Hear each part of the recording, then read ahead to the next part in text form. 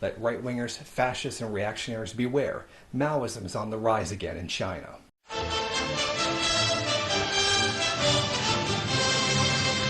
A very powerful trend is building up in China right now. Students all across the country, particularly the universities and colleges, have now begun studying the works of Mao and are interpreting them in the way that they were meant to be interpreted, not in the ruling class way, as a nice little way of whipping up national fervor to push through market reforms.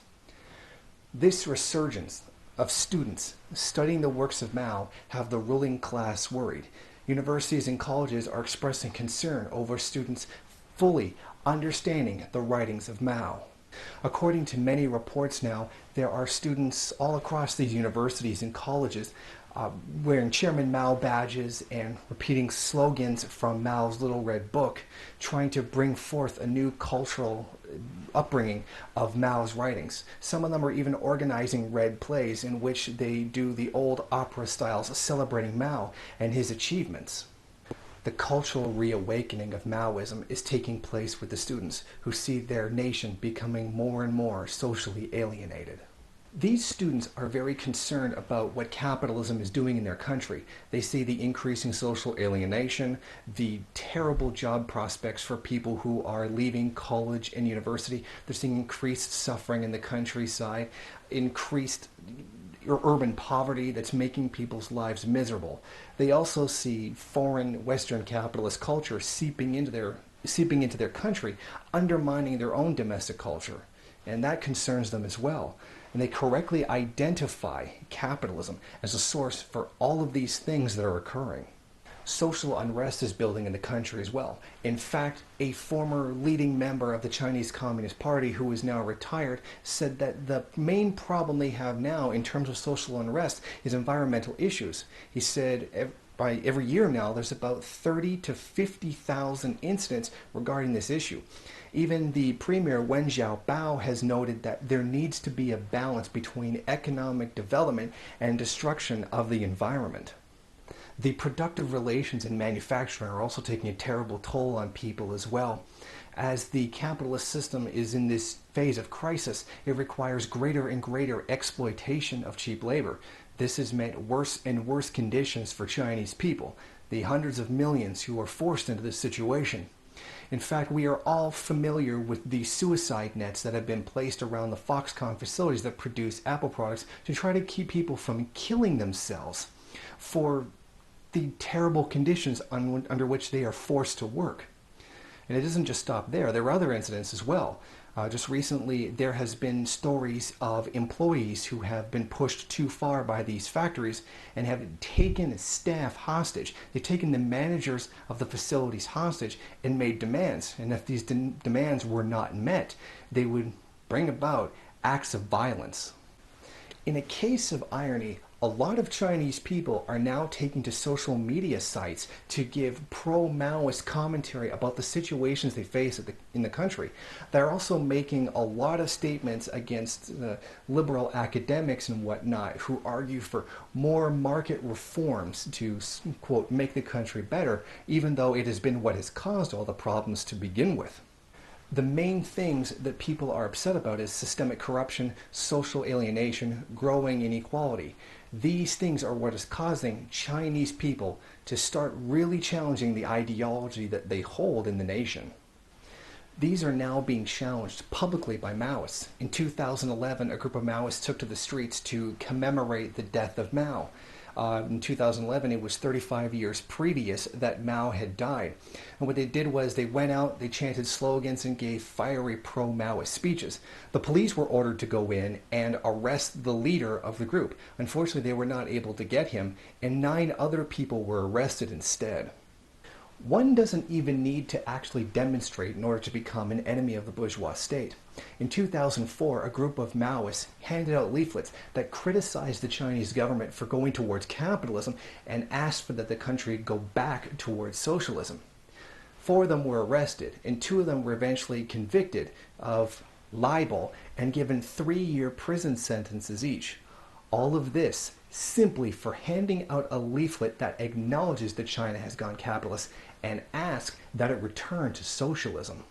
Should we be at all surprised that it's students that are bringing this to the public? After all, it was during the Cultural Revolution in which the students, now gaining new ideas for the first time, went out and brought those same ideas to the masses. And this is by no means a Chinese phenomenon. Look at the civil rights movements in the 1960s and the 1950s in the United States. Was it not college students, university students who now exposed to new ideas, fought to bring them out into the mainstream to bring more rights to people? And what did they largely get for their efforts? Brutalized and sometimes even murdered by police for just simply spreading ideas. It's not a coincidence that this always comes from the students, from the youth who want to step forward and challenge the old conservative order. Some things never change.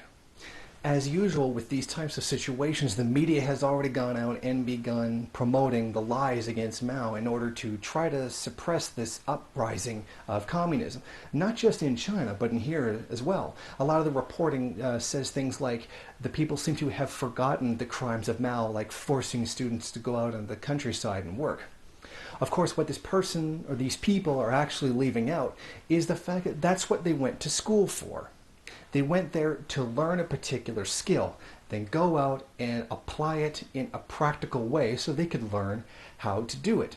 This is very different from the internship that we have here, in which someone is basically given a skill and sent somewhere to work for free, doing all the grunt work, not really learning anything. The Chinese students got first-hand experience with what it was that they were learning to do, and in the meantime, they actually brought some of those skills to the people there. Mao emphasized theory and work. The combination of the two was what was key. We also see this with the barefoot doctors. It was decried that China somehow forced all these kids to go out to the countryside and perform medical work. Well, this is not true. This is exactly what the barefoot doctors were for. People to step forward, get a free education in hygiene, nutrition, and things like that. Become these specialist paramedics to go out to the countryside in order to bring this to the people. They went to school to learn this, with doing that as the reason they went into school. It wasn't something they were forced to do, it's why they went to school. Even with things like the Hippocratic Oath, the bourgeois media still doesn't understand why someone would actually go to school to try and help other people. But then again, caring about other people and wanting to do something because it's right is still a foreign concept to capitalism. Now, the ruling class in China has already acknowledged this to be a problem, and they are worried about it. Academics who are close to the phenomenon admit to fears that it represents a dangerous split in society. They are either extreme leftists or extreme rightists. One professor of the university said of her students, requesting anonymity out of concern that speaking about politics might result in retribution from the government. When they have differences, there is no dialogue between them. This is a worrisome phenomenon, and also some reflection of the split in society. Yes, contradiction. Yes. Society is alienating because of the contradictions between the ideology and its application by the ruling class and with the people themselves. This in turn causes contradictions between the people.